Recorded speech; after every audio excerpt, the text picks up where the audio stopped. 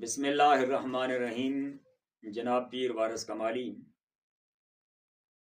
یوریو cassette کے حوالے سے آپ لوگوں نے مختلف دوائیں استعمال کی، مختلف کیپسول استعمال کیے، لیکن کسی بھی طرح کی کسی بھی حوالے سے کوئی فائدہ آپ کو اگر نہیں ہوا، یاد رکھیے کہ یہ بھی ایک بڑی زبردست بیماری ہے۔ اکثر لوگ گوشت کھانے سے پرہیز کرتے ہیں اور کہتے ہیں کہ گوشت کھانے سے یہ چیز زیادہ ہو جاتی ہے۔ ٹھیک ہے کہ پرہیز بھی کرنی چاہیے، لیکن یاد رکھیے کہ رب کی بنائی ہوئی چیزوں کے اندر جو فائدہ ہے وہ کسی بھی چیز کے اندر نہیں ہے۔ رب نے ہر بیماری کو اگر کائنات کے اندر پیدا کیا ہے تو اس کے لیے رب تعالیٰ نے اس دوا کو بھی تیار کیا ہے جس سے وہ ختم ہوتی ہے۔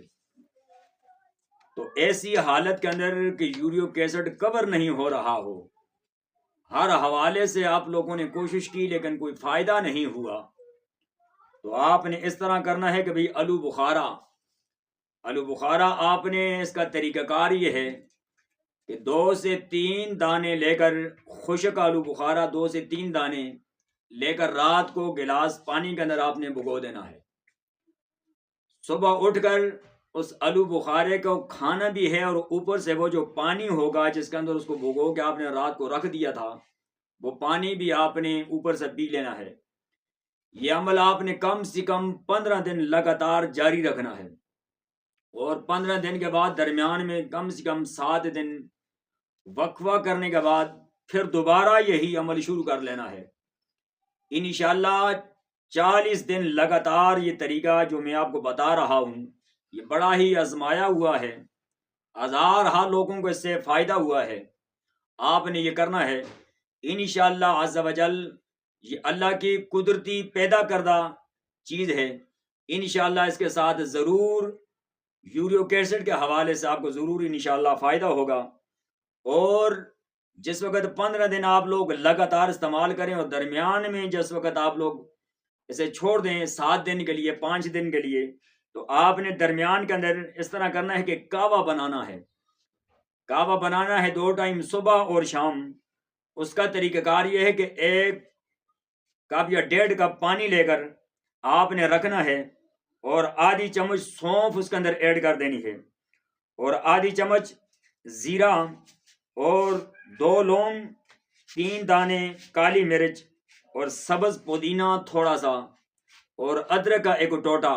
یاد رکھیے کہ ادرک جب آپ نے ڈالنی ہو اس کعوے کے اندر تو آپ نے اس کے اندر اس ادرک کو کاٹنے کے لیے کوئی چھری استعمال نہیں کرنی، بلکہ کوئی بھی لوہے والی چیز استعمال نہیں کرنی، بلکہ ادرک کا چھوٹا سا ٹکڑا آپ نے دونوں ہاتھوں سے توڑ کر اس کے اندر ڈال دینا ہے۔